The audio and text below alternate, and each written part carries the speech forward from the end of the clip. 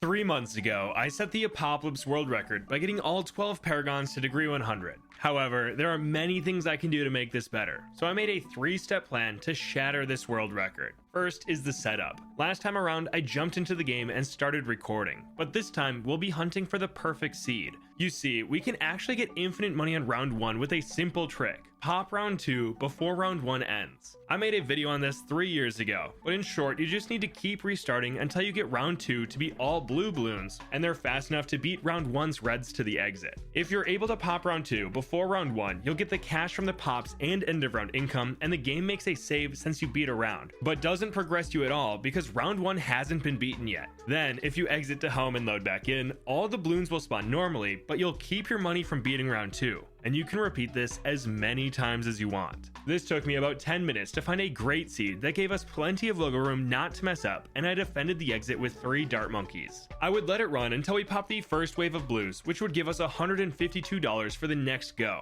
This only took a few minutes before I could afford a banana farm, and things started scaling fast as we get to keep the money made from this too. Pretty soon I had 4 banana farms up and running, and I added Geraldo to the back of the track. I could have gone in any direction, but 12 minutes into the run, I sold the farms to make a mini Monkeyopolis. Not only is this thing efficient, but it also makes future farms make more money and cost less. A win-win-win. From here, I rushed a BRF and overclocked it to generate a ton of crates, but I had to make sure to place the engineer in a spot where he can't see the track. It has enough range that even next to Geraldo it might pop round 1 early, which would be devastating, so I hid it behind the log. But this let us save up straight up for a banana central and quickly fill the map with banana research facilities. Before moving on, I upgraded Geraldo to level 20 and got 3 Paragon totems down before we even beat round 1. I was really hoping these would come back in stock so we could get a degree 100 Paragon before really starting, but that wasn't the case. Instead, I ultra boosted the Banana Central and made a larger Monkeyopolis. And with that, step 1 is complete. We're moving on to round 2 with a fully set up farm,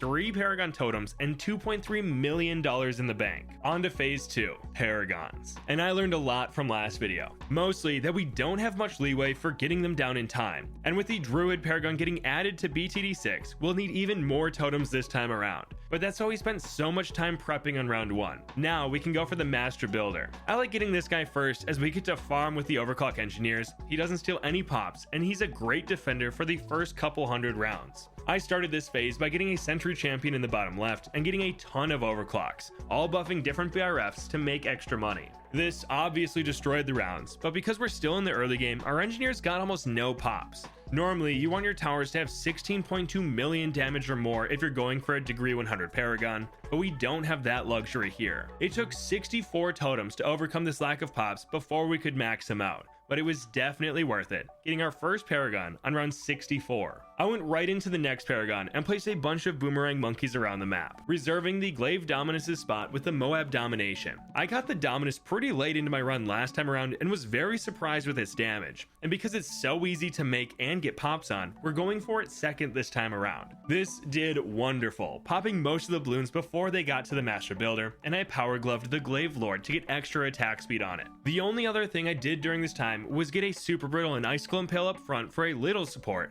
but more importantly, to start getting pops on them. It takes so long to get 16 million pops on Ice Monkeys that we need to start now. Not much happened as our defenses are insane for this stage of the game, so we rolled through the rounds until we had 54 totems down, giving us enough power for our second degree 100 Paragon. It's kind of crazy how far ahead of the last world record run we are, and we're finally far enough into the game that dealing 16 million damage in 20 rounds is somewhat realistic. So I started farming pops on 3 monkeys, the Flying Fortress, Pirate Lord, and Grand Saboteur. I figured the main attack of the ace would get it to 16 million first, while the abilities of the other 2 will add up over time.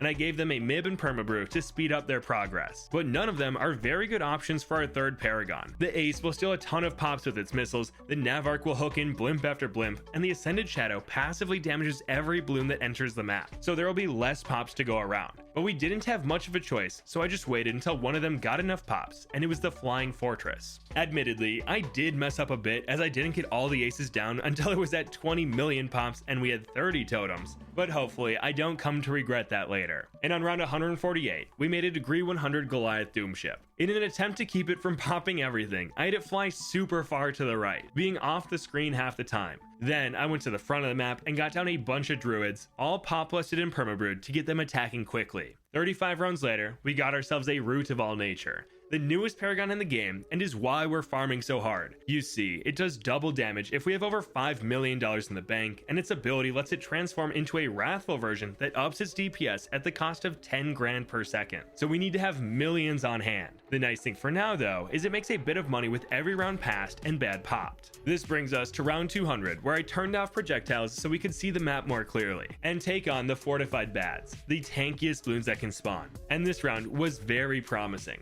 Both of them broke open by the first log, and we weren't even using abilities yet. One thing I did do though was load the front of the track with random tier 5s that'll become paragons later on. Now that we're in the 200s, there are plenty of pops to go around, and we need to start farming them to save on totems. That being said, our spectries already have tons of pops thanks to these super mines and carpet of spikes near the front of the track, only needing 21 totems to get the spacked gun on round 204. Now nothing will leak for a long time, as I had the spectry place its mega mines at the very back of the track, and we followed this up with an even more prepared paragon in the Ascended Shadow. The Grand Sabo already has enough pops thanks to its ability, so it only took 20 totems to max it out, and I built it on the right side of the water on round 225. So now all of our monkeys have camo detection, every blimp spawns in with 25% less health, and they all move at half speed other than the bads. But after this, we had a choice. I could have gone with basically any paragon, but it's about time for the Navarch of the Seas, the king of free play. The Pirate Lord had amassed enough pops, and there are enough blimps spawning every round that his hooks won't steal too many from those still farming damage. The only downside is that there isn't much water on logs, so I got a Lord of the Abyss in the bottom right and placed as many bucks there as I could. This wasn't quite enough to reach the 100 upgrades cap, so it took 22 totems to get a degree 100 Navarch, building him on around 248 and making our damage jump up a ton. On top of his 6 cannons, 3 planes, and an ability that can pull in bads, he also buffs the Goliath Doom ship, reducing its attack cooldown by 15%. And because the Lord of the Abyss is still there, I filled his range with submarines once the bucks were gone. We have almost no pops on these guys though, and we need to up our damage soon. Fortified bads were starting to make it to the second log, and that can get out of hand quickly with how fast Bloons' speed and health scales in free play. Luckily for us, our ice monkeys have racked up several million pops over the past 200 rounds. Not quite 16 million, but close enough to where it only took 22 totems to make the Herald of Everfrost. This guy is probably the most support-based paragon out there, as his snowstorm attack makes Bloons take +8 damage from every source. He applies permafrost to basically everything, and his ability is so cold that it can even freeze bads. So even though he doesn't bring much damage to the table, his presence is felt, and the Bloons started popping before the water once again. There's something so satisfying about the screen turning blue and even bads getting a layer of snow on them while they come to a stop for a few seconds. And since we're starting to use more abilities, I might as well set them all up. Soon, the Doom ship's carpet bombs were dropping, the Navarch was pulling in bads, the Master Builder was placing turrets and power gloving monkeys, the Glaive Dominus was boosting its attack speed, and the Spectagon started throwing mines all over the track with its Spike-Ageddon. The next tier 5s that got enough pops were the Tax Zone and Inferno Ring. Both of them have been down for 100 or so rounds and have easily crossed the 16 million threshold, letting us get the Crucible of Steel and Flame with just 20 totems. I built this guy in the center of the map, just below the Navarch, and set him to close. This doesn't change how his attacks fly, just what Bloon he targets with his meteor. And because the explosion is so large, setting him to close can actually do more damage than having him on strong. On round 298, I turned on meters thanks to the useful utilities mod that lets us see how much damage our towers are doing, something I'll leave up later on once we're done getting the paragons.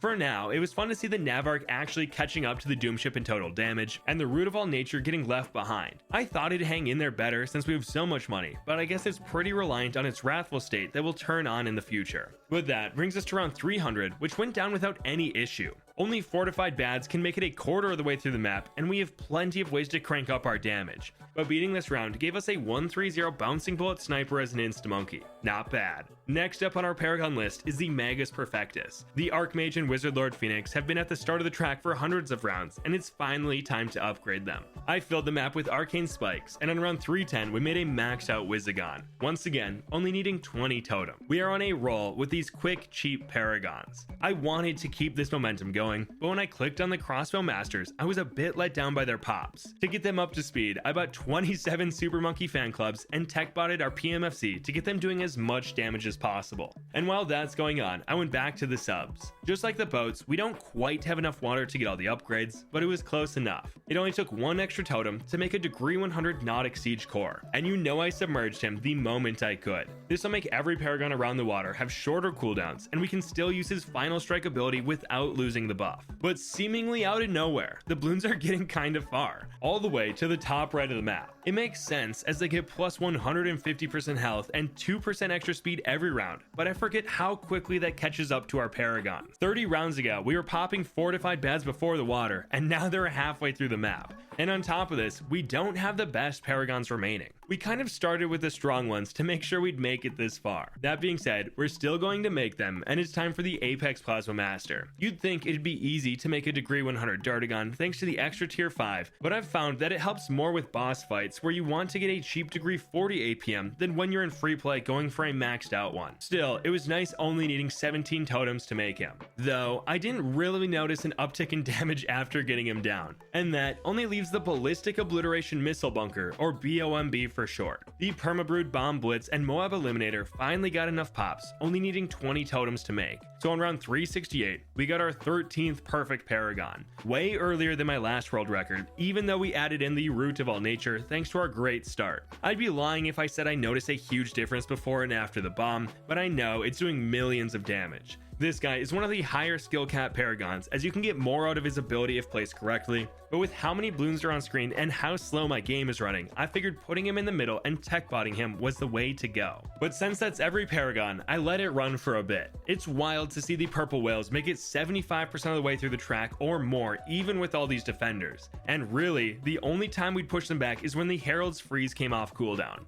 Between that slow and the Navark's hook, we could normally catch back up on the Bloons, like around 374 where we almost got them back to the entrance. And in the 380s, I turned on the damage charts once again, this time putting it to damage per round so the older Paragons wouldn't have such an edge. What was awesome about this was random Paragons could get a huge lead when their abilities went off. Spike-Ageddon would make the Spactory lead by millions of damage until the Navark pulled in a bad. The BOMB could take the lead if his missile went off at the start of the round, and the Goliath Doomship was always a contender with its carpet bombs. The most consistent one though was Genji, almost always in second or third, as he just does passive damage to every blimp that spawns in. No abilities or big attacks to rely on. But my biggest surprise was the Root of All Nature being so low, behind the Takagon and Master Builder almost every round. But that brings us to round 411, the world record I set 3 months ago. For 20 rounds, the Bloons have been making it to the final straightaway, but recently they've been making it to the end, only being stopped by the Spike Factory's mines.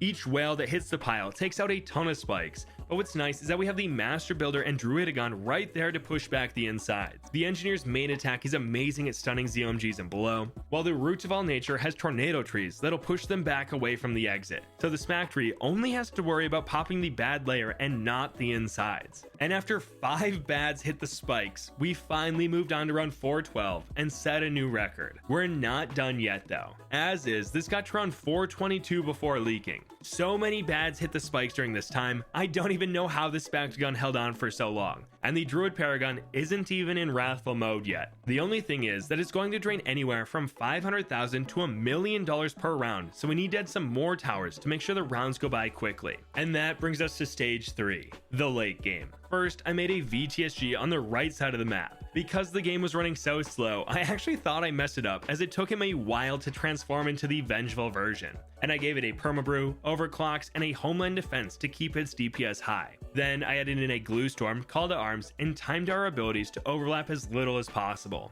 And I already have a Cripple Moab for the debuff, and the Bunny Paragon has been going for probably 300 rounds. So we have every normal and pseudo Paragon now. This did amazing work. I thought we'd get an extra round or 2 out of this, but we started cruising once again. Before I knew it, we were in the 430s and the Bloons were no longer hitting our spike pile. In fact, we went back to popping them early if the Ice Monkey froze the screen. This did change in the late 30s as they were getting far again, which is wild how fast the Bloons caught back up to our popping power. But another thing that caught me off guard was our VTSG being a top 5 damage dealer every round. I did not think it'd compete with the Doomship or Spactogon, but here it is, sometimes getting 3rd place. I thought it'd be more in the Magus Perfectus Glaive Dominus range. Speaking of that range, that's where the Wrathful Druid Paragon has been chilling, and I don't know what to make of it. In my solo Paragon video, he made it further than almost every other Paragon, but when the map is full of bads, he's below average. That was something I was not expecting. On the bright side, because Apopalypse overlaps rounds, we were actually spending less money per round on his transformation than I expected, letting our $25 million last into the 440s. Here, I remembered we bought Geraldo's NFT NFT 400 plus rounds ago and sold that thing for $10 million. Not a bad investment, as it 15,000x'd over that time. And because it can't be worth any more than that, we got rid of it on round 443, putting us back up to 26 million in the bank. That being said, I don't think we'll need that much money. In between freezes, bads are making it to the spike pile, so it's just a matter of time. I debated filling the map with Shinobi and Temple Buff Bloon Jitsus, but my game was running so slow and there were so many Bloons on screen that it would have been nearly impossible to place him at this point. Not to mention lining up all the overclocks that would have to happen. So I toured a wedding venue with my fiance and let it run, seeing how far every Paragon and a bit of support can get in a game of Apopalypse. And to my surprise, we made it to round 451 before losing. How the Spike Factory was able to hold on this long with bads hitting it every round, I don't know. But man, was I impressed. When I came back, I retried the round several times, aiming and timing different abilities, but this was the end of the run. 40 rounds further than my last world record. What's crazy is that the top 11 towers had over 1 billion damage. The one in the lead was the Navark with 12.3 billion, followed by the Ascended Shadow and Spike Factory. But if you enjoyed this challenge, you should check out this video where I saw how far each Degree 100 Paragon could get on its own.